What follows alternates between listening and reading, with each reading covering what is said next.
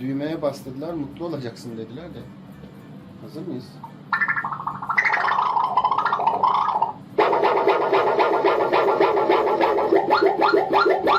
Aman Allah'ım. Efektlerle mutlu eden bir makine.